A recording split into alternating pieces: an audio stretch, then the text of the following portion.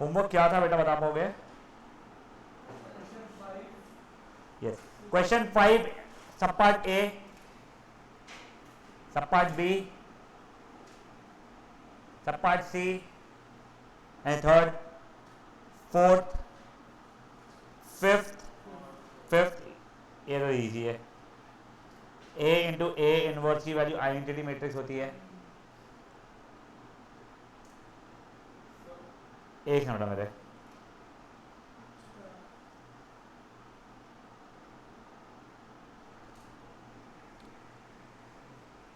समझाए? कर ले फट से। हाँ बोल, तू क्या बता रहा?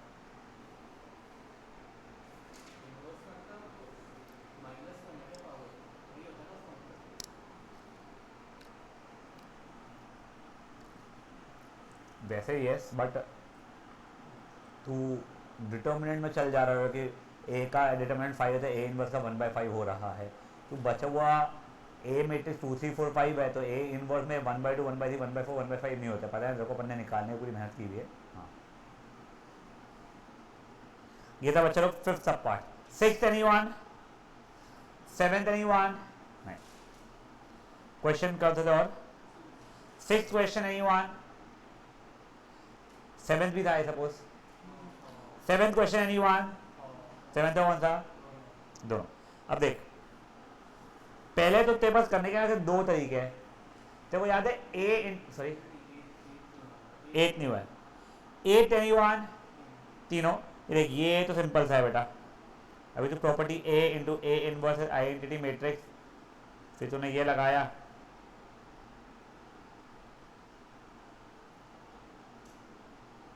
समझा ये चीज? कर तो दिया, यहां से लाया ना मैं। ये इसके पहले तूने वो स्टेप लिख देना, A into A inverse identity matrix taking determinant वहां से। हाँ, कौन सा? एट तो है ना पढ़ना। हाँ, एट का फर्स्ट पार्ट करने पड़ते सॉल्व। अच्छा वो सिंपल है।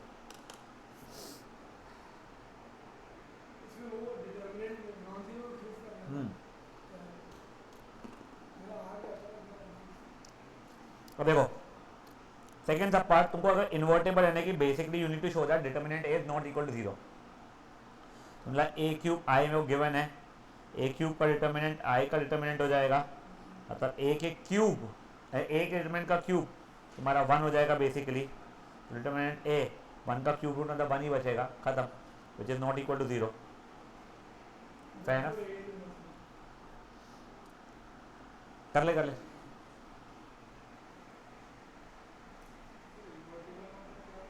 जिसका डिटर्मिनेंट नॉट इक्वल टू 0 है, जिसका इनवर्स निकल सके।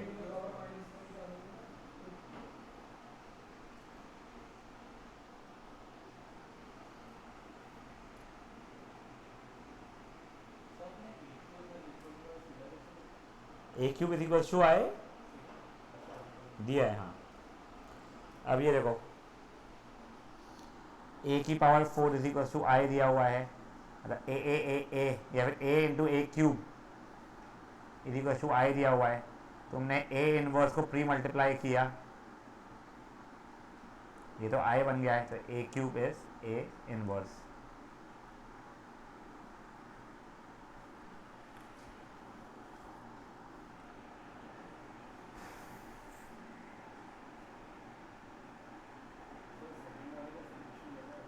सेकेंड सब पार्ट का वापस से कहूँ,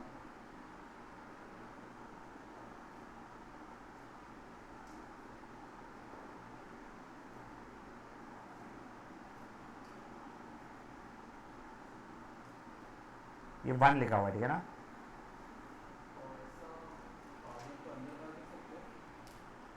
ए की पावर m का डिटर्मिनेंट इज डिटर्मिनेंट ए की power whole n। Question number 10th हो चुका होगा, 11th हो चुका होगा, फिर कौन सा था वैसे नेक्स्ट? 14th एनी सब पार्ट एनीवन? शो दैट ये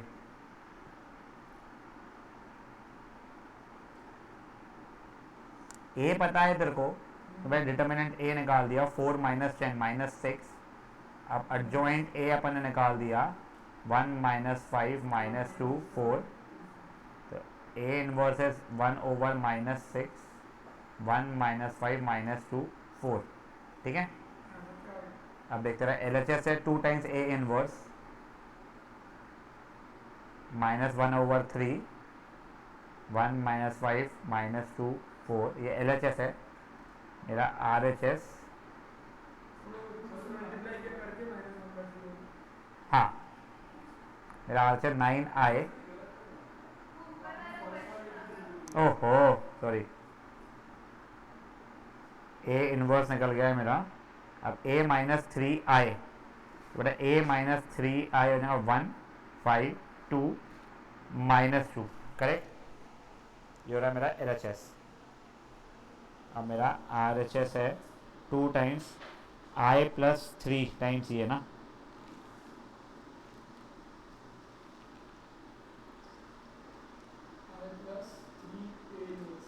ये 3 टाइम्स ए इनवर्स हो जाएगा मेरा -1/2, 1 - 5 - 2 4। मैं सॉल्व करूँगा तो फाइनल आंसर जो भी है वो इसके बराबर ही आना चाहिए मेरा, वो आ जाएगा L H S R H S equal. ख़त्म कर, मैं रुकाऊँ।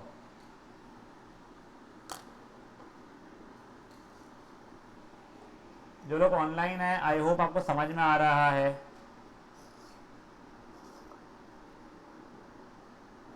ये संडे को आप लोगों का जितना डिटर्मिनेंट हो चुका है वो, और मट्राइसेस दोनों पे टेस्ट रहेगा, ठीक है ना।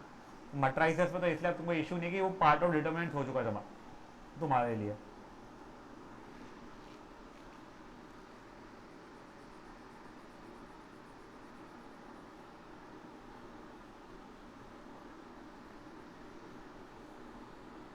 एक काम करते हैं, संडे को नहीं लेते, तुम्हारा एक बार के लिए ना चैप्टर खत्म हो जाए, उसके अगले दिन या एक जो भी इसमें पूरा फुल दोनों चैप्टर का टेस्ट लेके फिर निपटा देंगे अपन लोग। तुमको बुलाऊंगा भी नहीं।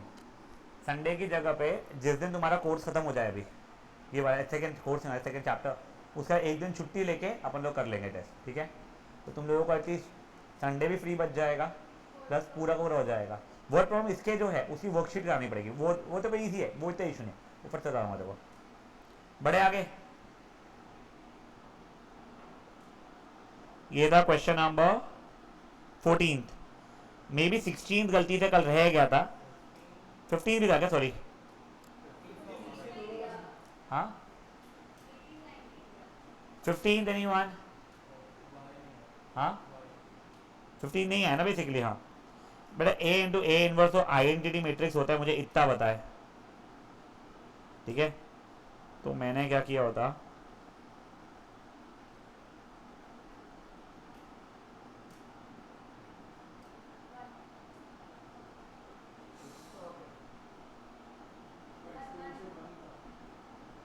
ओ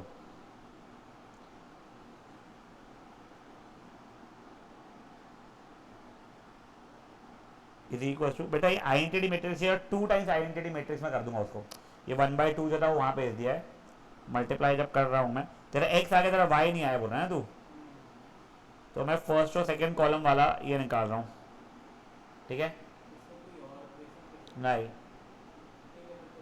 हो जाएगा ना, कर। ओके ये था 15,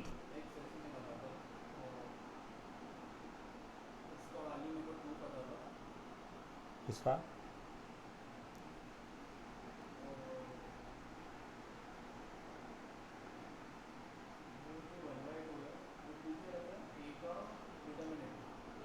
ये बोल रहा है तू, क्यों ऐसा कुछ भी नहीं है भाई, बस ये 1/2 का तो ये यहाँ पे सब जगह पे 2 से डिवाइड हो रहा होगा वो।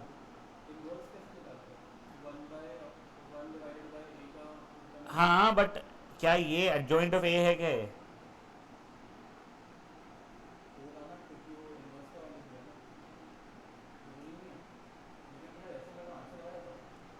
वो गलती से आ गया होगा, बट जो तू कर रहा है बिल्कुल नहीं करना लाइफ में, ठीक है ना। ये था question number 15। Now question number 16 anyone, और कौन से थे बोल रहे आप लोग, 18 था ना। 18 the first subpart anyone? Second subpart? 19 anyone? नहीं. अभी ना सर्वज्ञ तेरे पेपर में कुछ क्वेश्चन था वो 5a + 2b - 3c कोई समथिंग समथिंग वाला वो टेस्ट पेपर में उसमें तेरे से लिखा भी इतना लंबा क्यों तो वो बहुत लंबा कर रहा वो खूब सारे इक्वेशन के सॉल्व इजीली हो जा रही मुझे पता है बड़ो नॉर्मल तरीके से किया कर बेटा ठीक है ना. Now guys, we'll actually now for the first time be learning where are determinants used. फिर आपको बताया गया था कि वो 2 equation 2 variable 3 equation 3 variable type वाली चीज़ों में उसको यूज़ किया था सॉल्व करने के लिए. उसको सॉल्व करने के भी दो तरीके होते हैं बेटा. एक होता है क्रेमर्स रूल और एक होता है मार्टिन्स रूल. ठीक है. अभी एक समझा तुम लोगों को ना ये तो ठीक है 2/2 3/3 वो इक्वल टू 0 0 0 वाले कटे नहीं कटे हाँ कट गए यस. तो हम लोग पहले क्रेमर्स रूल सीखने वाले हैं. फाइन. क्रेमर्स रूल को मैं आपको 3/3 वाले में से ही बता देता हूँ जैसे क्या पहले बताया मैं तुमको एक बार ना ऐसे ऊपर से पहले बता देता हूँ. चलो मान लो अपने को 3 इक्वेशन 3 वेरिएबल है तो अपन उसको पहले स्टैंडर्ड फॉर्मेट में लिखना पड़ता है ऐसे.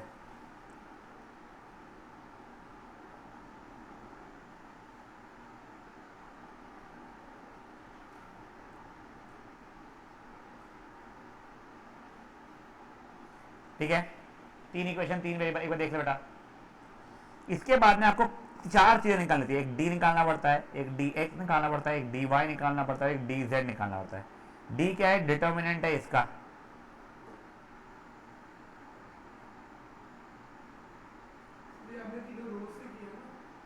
मैंने कुछ किया ही नहीं अभी तक मैं तो डिटर्मिनेंट लिख रहा हूँ. डी एक्स में क्या होता है ये एक्स वाले जो कोएफिशिएंट होते हैं वो हट जाते हैं उस जगह पे ये आ जाते हैं.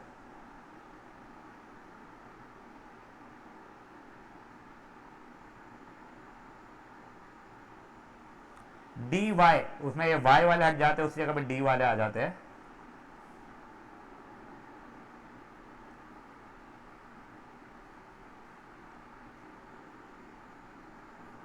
डी जेड इसके अंदर बेटा ये वाले हट जाते हैं. एक सेकंड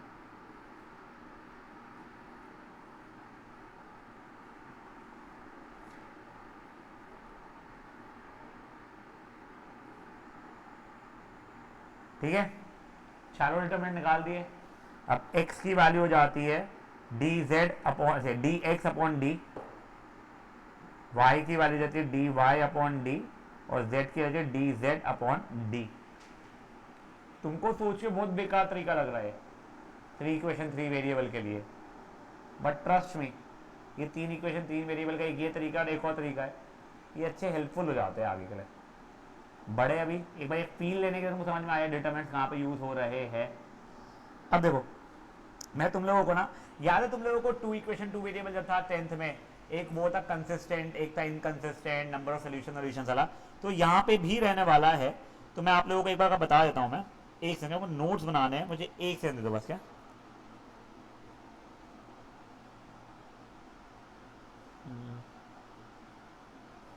हाँ चलो यहाँ से रहेगा ना. तुम लोग हेडिंग दो क्रेमर्स रूल और जो मैं लिख रहा हूँ जैसे तो मौका मिल रहा है तुम लोग लिखते जाइए.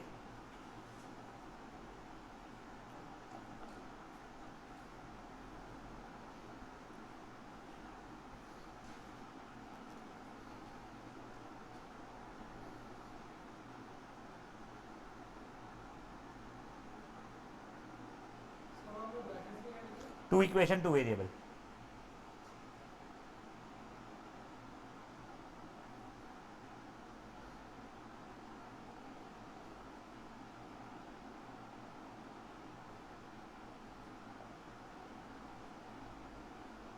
किसी का बुक है क्या तो मेरे को वहाँ से वो सीक्वेंस नहीं देखना पड़ेगा.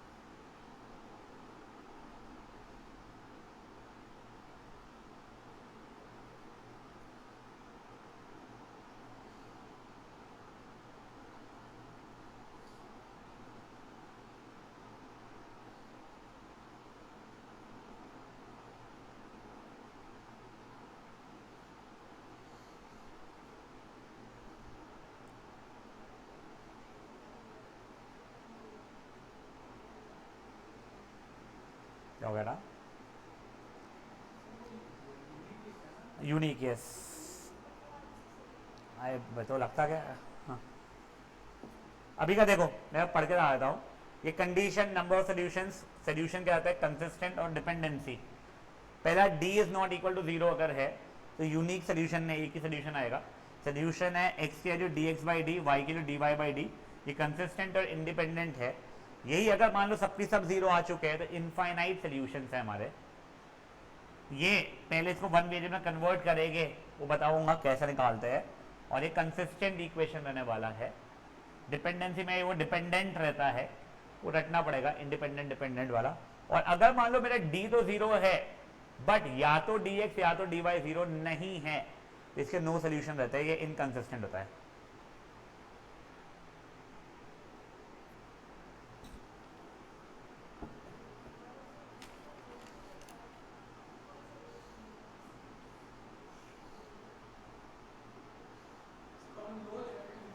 हाँ, नो नो सोल्यूशन, एक मिनट रहेगा।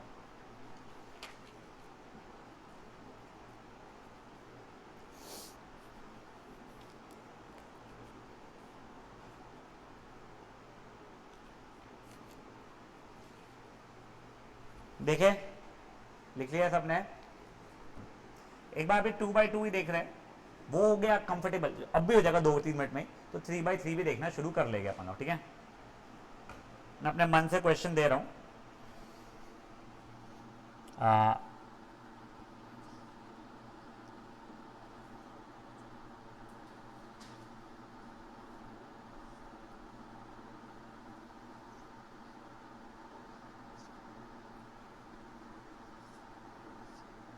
ये ठीक है, ये बढ़ गया 10 - 6। अच्छा,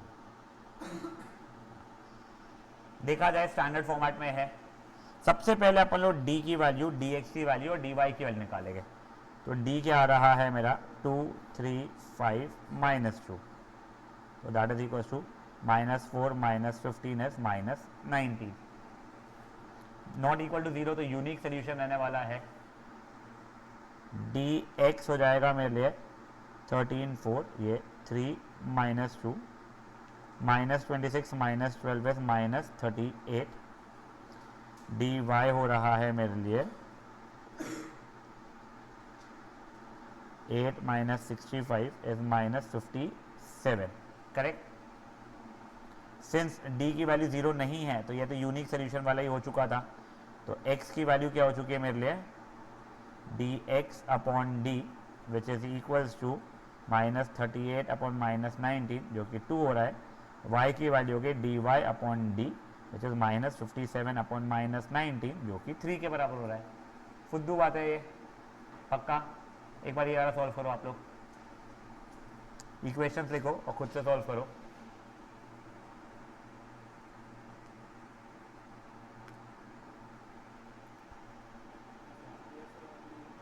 कुछ नहीं, मैंने सिर्फ, हाँ, वो सोल्यूशन देखते हो, सोल्यूशन लिखवाया ना। अगर यूनिक सोल्यूशन, सोल्यूशन क्या रहता है? x की वैल्यू होती है dx वाला डिटर्मिनेंट अपॉन d वाला डिटर्मिनेंट, और फिर dy बाई d।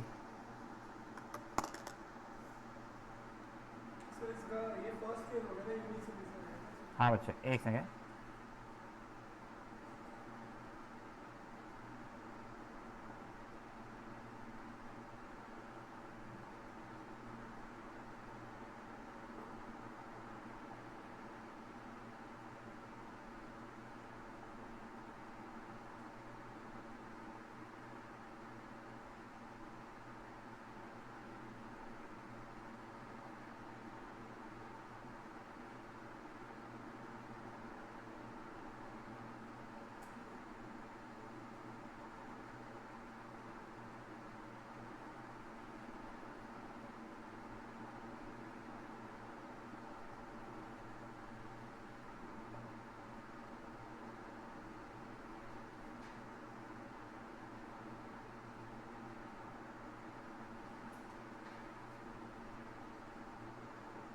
बड़े आगे,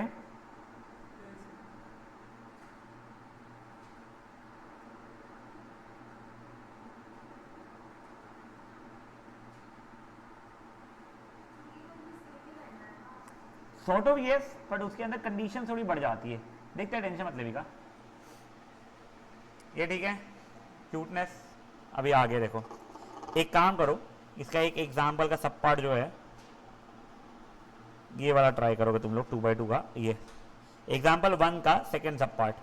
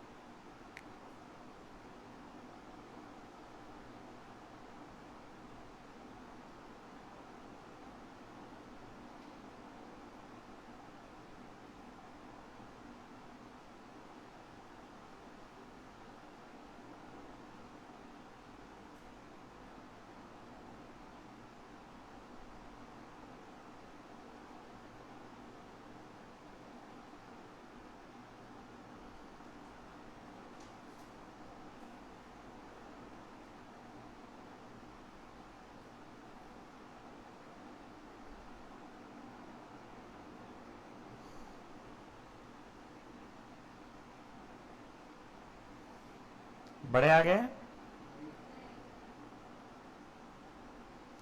क्वेश्चन लिखा हुआ है, मैं यहाँ पर सोल्यूशन ओपन करके रखा हूँ, कोई इसका नहीं समझ रहा होगा अगर। चले,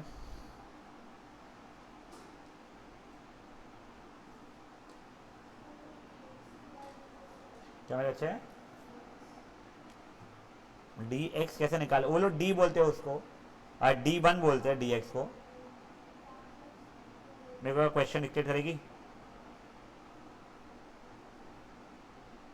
बोल।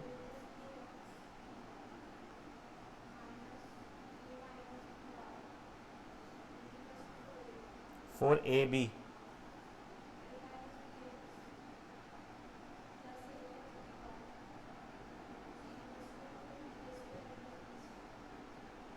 ऐसा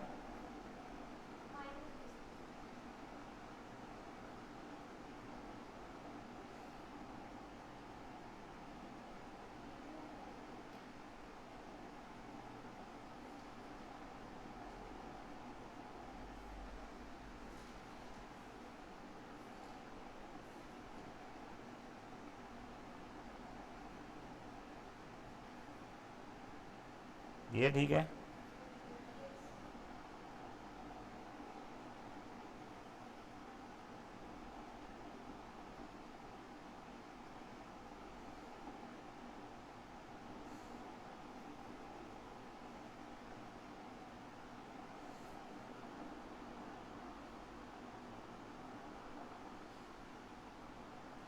अब देख मेरे को ऊपर दिख रहा है मेरा आंसर कुछ फैक्टर के फॉर्मेट में है, तो मैं यहाँ पे भी ना कोशिश है कि फैक्टर के फॉर्मेट में ही रखने की कोशिश रखूँगा मैं। तो देखिए 4ab+b 2, क्या मैं इसको a+b इंटू a-b लिख सकता था? हाँ, और वो एक a-b तो पहले से है ही मेरे लिए। पूरे में से 2a+b कॉमन निकल गया है मेरे लिए, यहाँ का 2ab बचा प्लस यहाँ का a-b का होल स्क्वायर बच गया है 2a+b। ये जब खोलेगी तू तो ब्रैकेट में a square plus b square ही बचेगा, क्यों a square minus 2ab plus b square और प्लस 2ab वो कट जाएगा। ये तेरा dx आ चुका है। वो गलती है, तुमको फिर वापस से फैक्टराइज करने के लिए करना पड़ेगा। तुम्हारे आंसर ही क्यूट नहीं आए होंगे, अजीब से आए होंगे ना। क्या आ रहा है आंसर? देख ये आंसर आएगा, देख ले बस तू। वेट, सिंपल एक्स से a+b आ रही है क्या? नहीं, तो फिर गलत है। तुम्हारे में गलत नहीं है, तुम्हारे आगे फैक्टराइज होके बाद में कट कुटा के a+b ही बचने वाला है, वैसा है वो।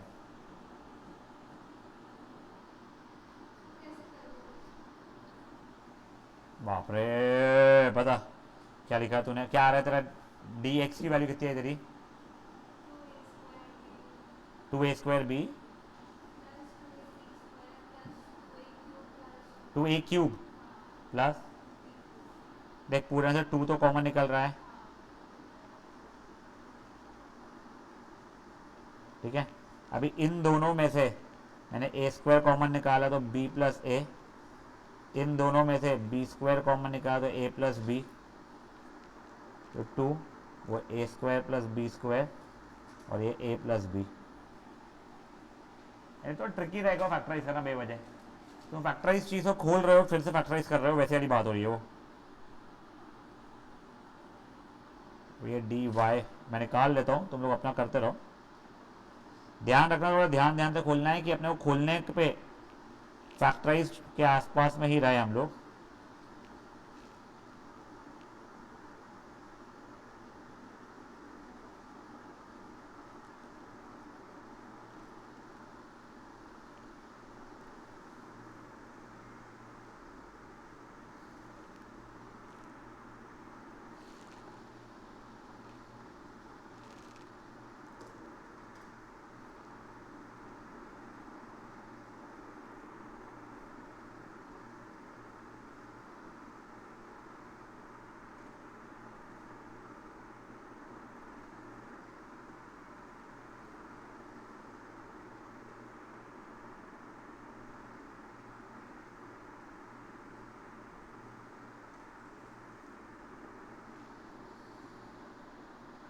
कुछ गलत है मेरा?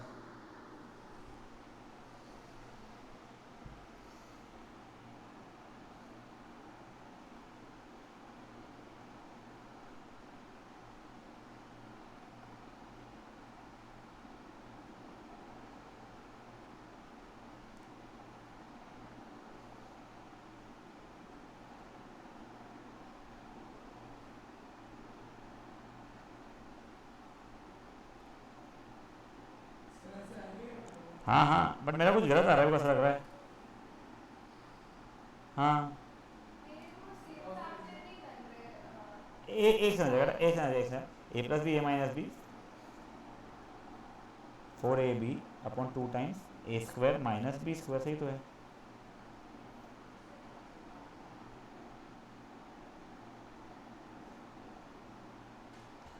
मेरा कहाँ से 2 टाइम्स a माइनस बी का होल क्यूब आ रहा है, इनका नहीं आ रहा है।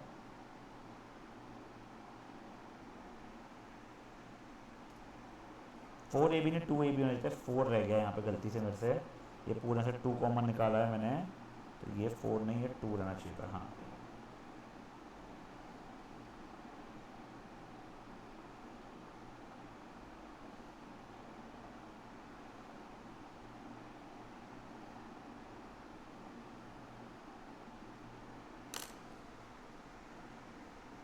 समझाएगा इधर क्या हुआ है।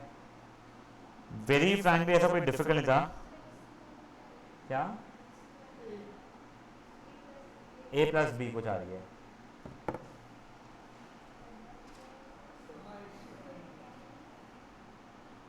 और उसकी वाली a माइनस बी आ रही है y की।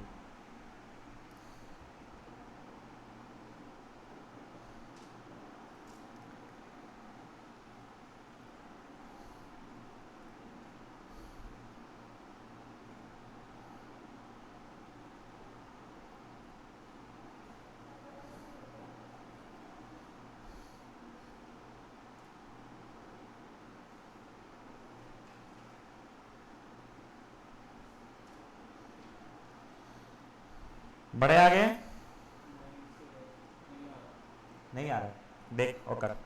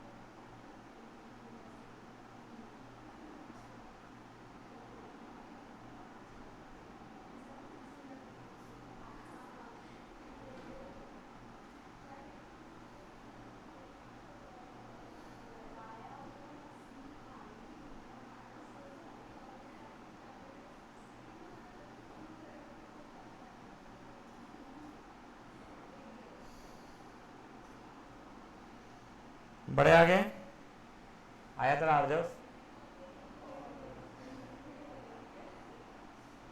अब देखिए ओए, ये 2/2 का एक बेसिक लेवल का समझ में आ गया आप लोगों को, ठीक है। अब यहाँ पे कंसिस्टेंट है या इनकंसिस्टेंट है अपने को पता करना है। अगर कंसिस्टेंट है तो सॉल्व करना है, इनकंसिस्टेंट है तो छोड़ देना है। तो देखो पहले यहाँ पे तुमने इसके d की वैल्यू निकालो, ठीक है। अगर वही नॉट इक्वल टू 0 आ जा रही है तो कंसिस्टेंट है, यूनिक सोल्यूशन निकाल लेंगे। बट वो अगर 0 आ रही है, फिर dx भी 0 आ रहा है, dy भी 0 आ रहा है, तो भी कंसिस्टेंट है, इनफाइनाइट सॉल्यूशंस है। उसके बारे में बात करेंगे अपन लोग सेकेंड सब पार्ट में। बट अगर मान लो कोई भी एक भी 0 नहीं है तो इनकंसिस्टेंट है, कोई सॉल्व नहीं करना है। तो जितना मेरे को दिख रहा है ये है इनकंसिस्टेंट, ये इनफाइनाइट सॉल्यूशंस वाला है।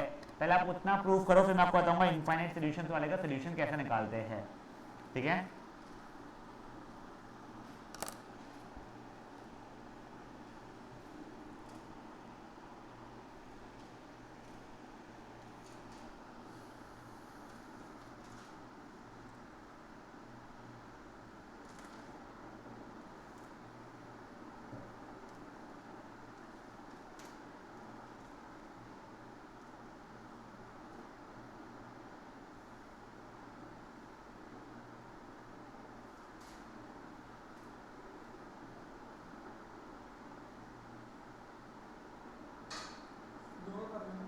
हाँ बेटा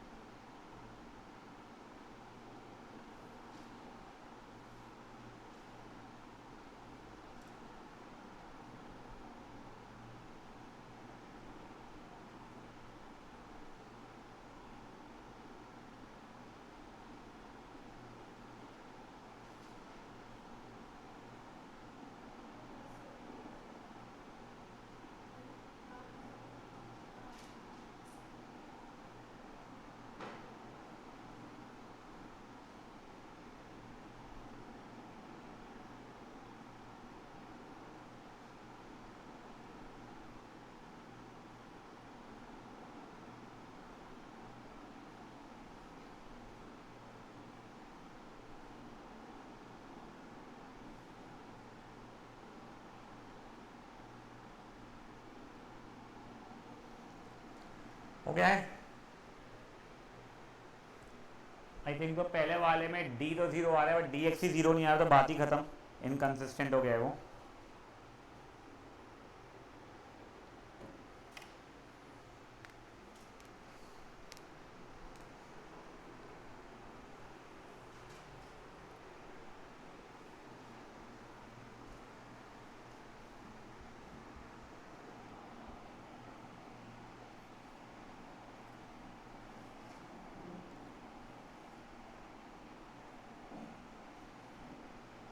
बड़े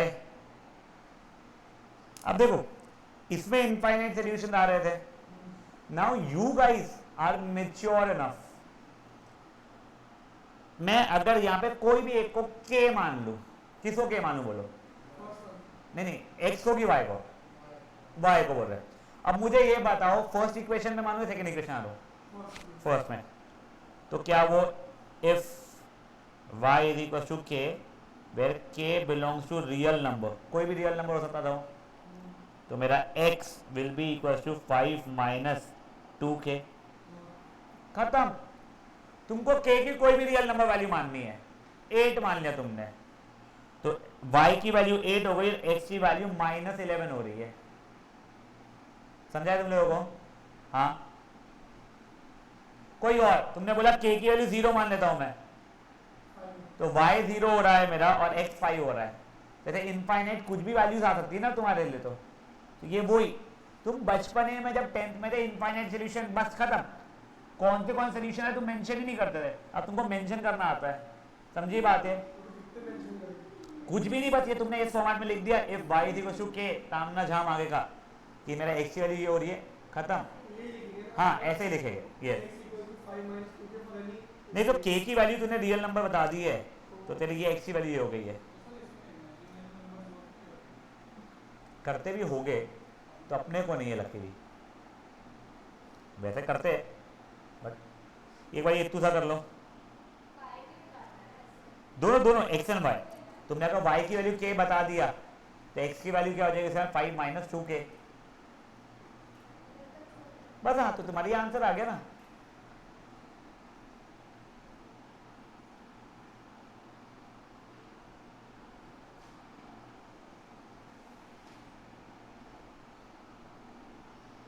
अब देखो तुम लोगों का बचपने में 10th स्टैंडर्ड में पोर्शन जो कट गए थे वो उसकी यहां पे मैं तुमको रिविजिट करा रहा हूं,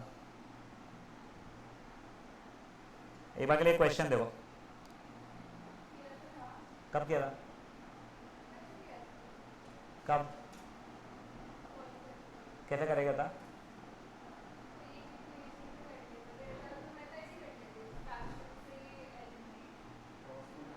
अच्छा तो एलिमिनेशन बोल रही है, हाँ ठीक है वो चीज़ है, बट एक बार देख लो इसको, तुम लेट 1/x को अभी के लिए कुछ भी मान लो a मान लो, 1/y को तुम लोग अभी के लिए b मान लो, ठीक है।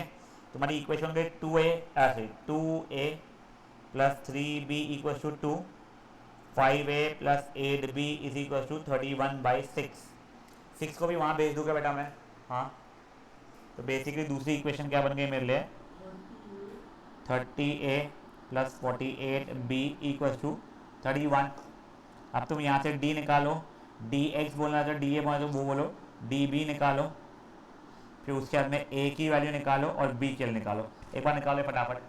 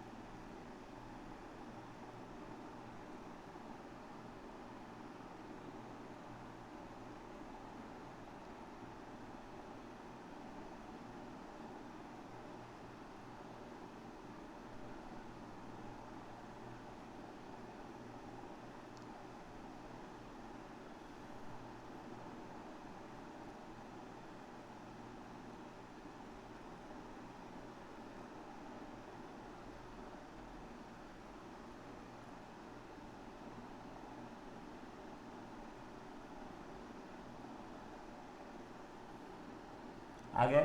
डी की वैल्यू कितनी आ रही बच्चे? डी ए की, डी बी की, तो मेरे ए की वैल्यू क्या आ गई है? -1/2। डी ऐसे बी की वैल्यू आ गई है 1/3। करेक्ट?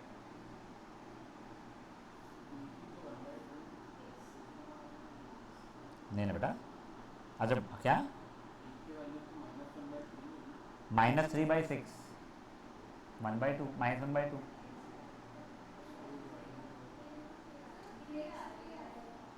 कौन सी? ये बोल रहे बच्चों 3 आ रही है, मुझे कोई आइडिया नहीं है। 3 आ रही है, हाँ मान लेता हूँ 3 आ रही है, मुझे कुछ भी आइडिया नहीं है। 1/2। अब देखो जो भी आ रही है, अगर मान लो ए की वैल्यू 1/2 और बी की वैल्यू 1/3 आ चुकी है, क्या अब मैं इसके थ्रू ये बोल सकता हूँ सर आपना क्या था 1/x ए के बराबर था, तो 1/x 1/2 के बराबर है, तो x 2 के बराबर हो जाएगा सर इससे। वैसे ही मेरा 1/y b के बराबर था, तो 1/y 1/3 के बराबर था, तो y की वैल्यू 3 हो गई इससे। समझी बातें? रैप अप करो क्वेश्चन को फट से।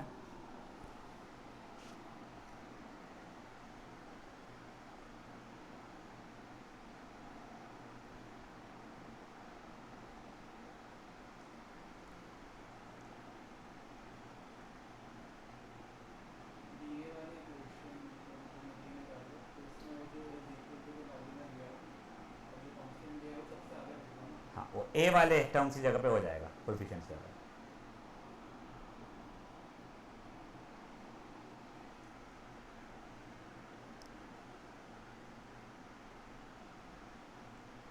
समझा सब हो गया?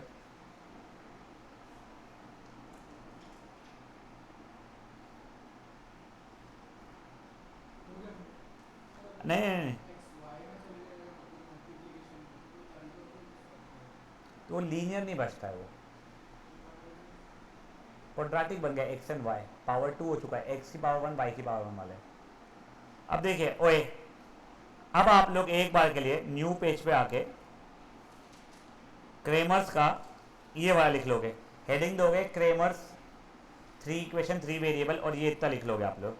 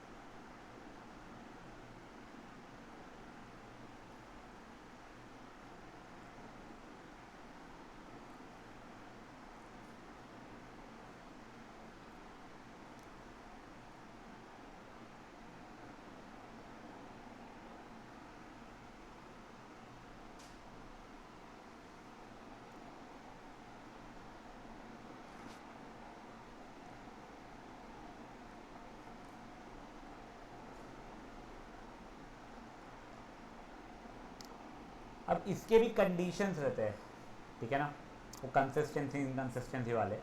तो इसलिए आप लोगों का अगर आधा पेज बचा हुआ है, जैसा कनिका का बचा हुआ है, तो आप उतना छोड़ सकते हो। बट अगर आप लोगों का बहुत कम जगह है तो नेक्स्ट पेज पूरा छोड़ दो। तुम लोगों को मैं छोटा सा होमवर्क दे रहा हूँ, तुम लोग वो मुझको अटेम्प्ट करके ला के दोगे। मैं जानबूझ के एग्जाम्पल्स दे रहा हूँ तो दैट तुम्हारे को एक बार बेसिक लेवल पे इशू ना आए। आप लोग एग्जाम्पल नंबर 2 करके लाओगे बस मेरे लिए, और कुछ भी नहीं, ठीक है ना। सिर्फ एक ही वो भी जस्ट आपको जिससे मेथड समझी हुई हो करके आना सर्वज्ञ। दूसरा इसमें देख लो पहले ही एग्जाम्पल 2 के अंदर, this is not in standard form, will have to shift this -5 over there, -5 over there, -8 over there, फिर आप सॉल्व करेंगे। समझिए बातें क्या हुई है। Meeting tomorrow. तो बेटा बहुत बेयर मिनिमम होमवर्क है, प्लीज करके आना सर्वज्ञ। चलिए बाय गाइस।